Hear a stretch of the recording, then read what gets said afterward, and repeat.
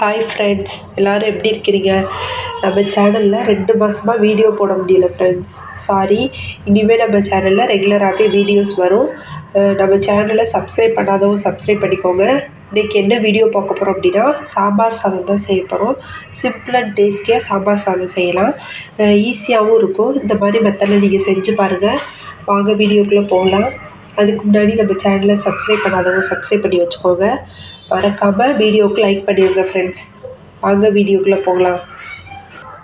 Voice கொஞ்சம் லோவாக தான் இருக்கும் ஃப்ரெண்ட்ஸ், கொஞ்சம் அட்ஜஸ்ட் பண்ணிக்கோங்க. இன்றைக்கி நான் எதில் சாம்பார் சாதம் செய்ய போகிறேன்னா, குக்கரில் தான் செய்ய போகிறேன். 1 part ரைஸ் மாதிரி செய்ய போகிறேன். வாங்க அதுக்கு குக்கரை ஹீட் பண்ணியாச்சு. ஹீட் ஆயிடுச்சு. எண்ணெய் ஊற்றிக்கலாம்.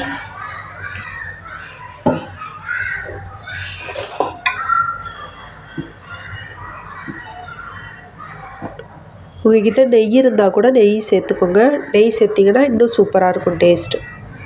ஒரு 4 ஸ்பூன் அளவுக்கு நல்லா தாராளமாக எண்ணெய் சேர்த்துக்கிட்டாச்சு. நான் நெய் சேர்க்கலை, அதனால் எண்ணெய் அதிகமாக சேர்த்துக்கிட்டேன். எண்ணெய் நல்லா சூடாகட்டும். நான் இந்த கப்பில் 2 கப் அரிசி எடுத்திருக்கேன். அரை கப்பு பருப்பு, அரை கப் பருப்பு எடுத்திருக்கேன். இதில் 7 கப் அளவுக்கு தண்ணி ஊற்றிக்கிட்டோன்னா கரெக்டாக இருக்கும் ஃப்ரெண்ட்ஸ். எண்ணெய் நல்லா சூடாயிருச்சு. இப்போ கொஞ்சமாக ஜீரகம் சேர்த்துக்கலாம்.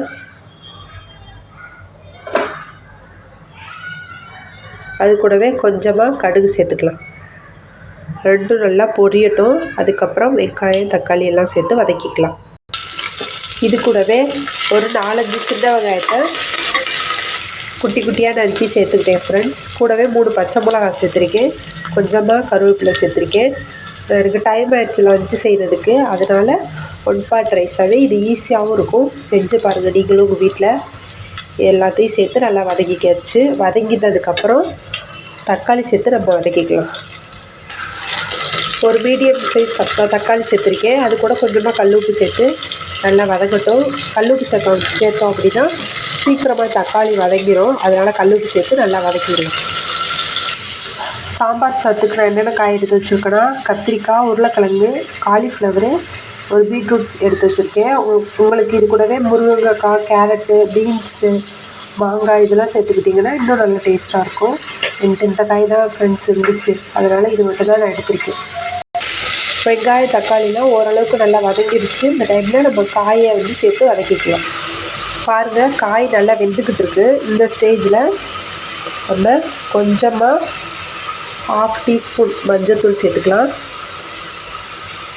இது கூடவே சாம்பார் தூள் இருந்தால் கூட நீங்கள் சாம்பார் தூள் சேர்த்துக்கலாம். நான் தனி மிளகாத்தூள் ஒரு 1/2 டீஸ்பூன் சேர்த்துக்கிறேன். இவ்வளோதான் ஃப்ரெண்ட்ஸ், வேறு எதுவுமே நான் சேர்க்கலை. இது மட்டும் சேர்த்துக்கிறேன். இது கூடவே கொஞ்சமாக புளி எடுத்து அலசி ஊற வச்சுருக்கேன் ஃப்ரெண்ட்ஸ். இதையும் நம்ம இது கூடவே சேர்த்துக்கலாம்.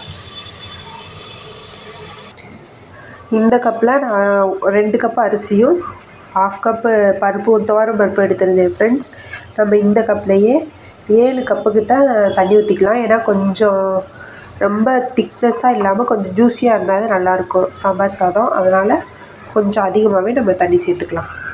நம்ம சேர்த்துருக்க தண்ணி, புளித்தண்ணி எல்லாமே காய் வேகிறதுக்கு, சாதத்துக்கு எல்லாத்துக்குமே கரெக்டாக இருக்கும் ஃப்ரெண்ட்ஸ்.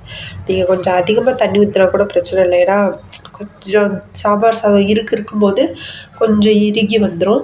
அதனால் கெட்டியாகவும் ஆயிரும். அதனால் கொஞ்சம் கூடவே தண்ணி ஊற்றிக்கலாம். நல்லா எல்லாமே செக் பண்ணியாச்சு. கொதிக்கட்டும். கொதித்ததுக்கப்புறம் நம்ம அரிசி போட்டு விசில் போட்டுக்கலாம்.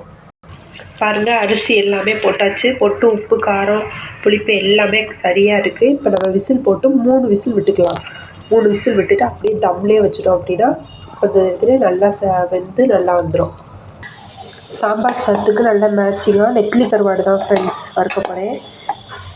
உங்களுக்கு ஏதாவது கருவாடு இந்த மாதிரி ஏதாவது வேணும் அப்படின்னா எனக்கு கமெண்டில் சொல்லுங்கள் ஃப்ரெண்ட்ஸ். நம்ம அஃபோர்டபுள் ப்ரைஸ்லேயே நம்மகிட்ட கிடைக்கும் ஃப்ரெண்ட்ஸ் கருவாடு தான்.